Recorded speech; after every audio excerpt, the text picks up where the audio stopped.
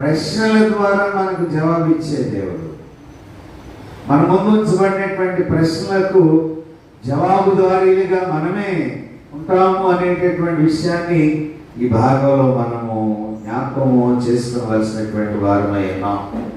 మత్తయి సువార్త 5వ అధ్యాయం 30వ వచనాన్ని ఒకసారి మనం చూద్దాం. మత్తయి సువార్త 5వ అధ్యాయం 30వ వచనం. నీ కుడి చెయ్యిని అభ్యంతరపరిచిన ఎడల దాన్ని నరికి నీ యొద్ద నుండి పారవేయము.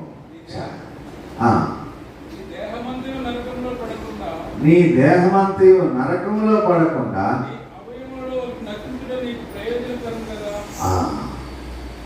గమనించండి ప్రియమైన దేవుని బిడ్డలారా, అభ్యంతరకరమైనటువంటి అవయవాలు, అభ్యంతరకరమైన అవయవాలు మానవ జీవితంలో అభ్యంతరం కలిగించేటటువంటి ప్రధానమైన అవయవము కన్ను. ఈ కంటి ద్వారా చూచి మనం ప్రేరేపించబడి పాపములకు దాసులమయ్యేటటువంటి ప్రమాదకరమైన పరిణామం లేకపోలేదు.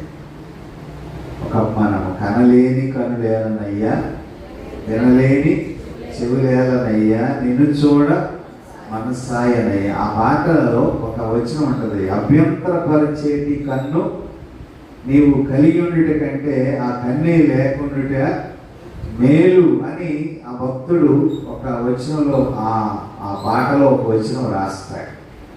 అంటే కన్ను ప్రధానమైనటువంటిది, సెంటర్ ఆఫ్ ద గ్రావిటీ మనిషి జీవితంలో. ఈ కన్ను అభ్యంతరకరంగా మారితే మన యొక్క జీవితంలో పాపానికి దాసులమయ్యేటటువంటి ప్రమాదము మన జీవితంలో లేకపోలేదు.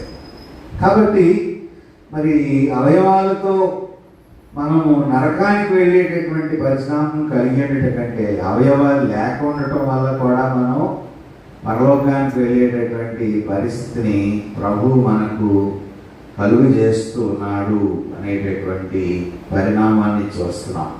యోహాను సువార్త 9వ అధ్యాయం 41వ వచనాన్ని కూడా ఒకసారి చూద్దాం. యోహాను సువార్త 9:41.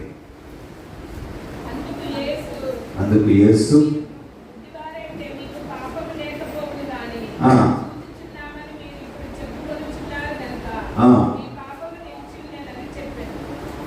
అంటే కన్ను నుండి యేసుని చూడలేకపోవటము ఆత్మీయమైనటువంటి వైకల్యము.